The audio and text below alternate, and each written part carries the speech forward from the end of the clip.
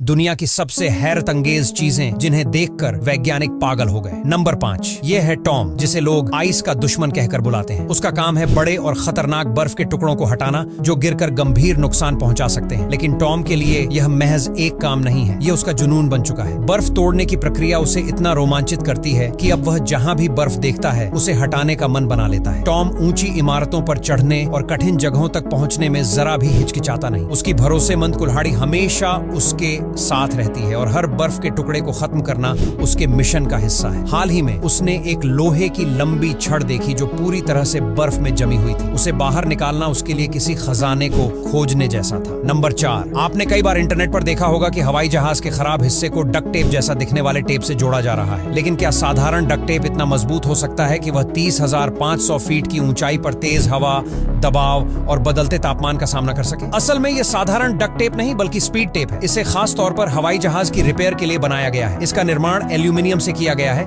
जिससे यह हीट को अब्सॉर्ब करने और अत्यधिक दबाव झेलने में सक्षम होता है। यह पूरी तरह से वाटरप्रूफ और मजबूत होता है। नंबर 3, क्या आप जानते हैं कि आइस ब्रेकर जहाज कैसे काम करते हैं? दुनिया भर में कार्गो शिप का इस्तेमाल व्यापार के लिए होता है, लेकिन जब समुद्री रास्ते बर्फ, ग्लेशियर या हिमखंडों की वजह से बंद हो जाते हैं तो आइस ब्रेकर जहाज मदद के लिए आगे आते हैं। ये जहाज न केवल बर्फ में फंसे दूसरे जहाजों को बचाते हैं बल्कि नए समुद्री मार्ग भी तैयार करते हैं। आइस ब्रेकर जहाजों को खास तौर पर मजबूत स्टील से बनाया जाता है। इनका ऐसा डिजाइन होता है कि वे बर्फ पर चढ़कर उसे अपने भारी वजन से तोड़ सकते हैं। इनके शक्तिशाली इंजन और मजबूत ढांचा इन्हें बर्फीली परिस्थितियों में आसानी से काम करने लायक बनाते हैं। इस तरह ये जहाज ठंड के मौसम में समुद्री व्यापार को बिना रुकावट जारी रखने में महत्वपूर्ण भूमिका निभाते हैं। नंबर 2, दोस्तों, जो लाल तरल आप देख रहे हैं इसे स्टील स्लैग कहा जाता है। यह स्टील बनाने की प्रक्रिया का एक बाय प्रोडक्ट है। जब स्टील तैयार होता है तो यह स्लैग पिघले हुए स्टील की सतह पर तैरने लगता है। इसे हटाना इसलिए जरूरी होता है ताकि स्टील की क्वालिटी पर असर न पड़े। इस स्टील स्लैग का तापमान अक्सर 100 डिग्री सेल्सियस से भी ज्यादा होता है। अगर इसे ठंडा करने के लिए पानी का इस्तेमाल किया जाए तो यह खतरनाक हो सकता है क्योंकि इसमें ऑक्साइड्स की मात्रा बहुत ज्यादा होती है जिससे विस्फोट होने का खतरा रहता है। इसीलिए इसे सीधे जमीन पर डालकर प्राकृतिक रूप से ठंडा किया जाता है। जब यह स्लैग ठंडा हो जाता है तो इसे बेकार नहीं समझा जाता बल्कि इसे सड़कें बनाने, सीमेंट उत्पादन और अन्य कंस्ट्रक्शन मटेरियल्स में उपयोग किया जाता है। नंबर 1, क्या आपने कभी सोचा है कि जमी हुई झील के ऊपर भी खेती की जा सकती है? शायद सुनकर यकीन न हो, लेकिन चीन में ऐसा ही किया जाता है। इस जमाव के बीच खरपतवार उगाई जाती है। ये खरपतवार बेहद खास होती है और इसे झील के पानी से पोषण मिलता है। जब यह खरपतवार पूरी तरह से उग जाती है तो इसे काटा जाता है। खास बात यह है कि यह कटाई पूरी तरह से हाथों से होती है ताकि इसे नुकसान न पहुंचे। इसके बाद इसे गाड़ियों में लोड किया जाता है और फैक्ट्रियों तक पहुंचाया जाता है। फैक्ट्रियों में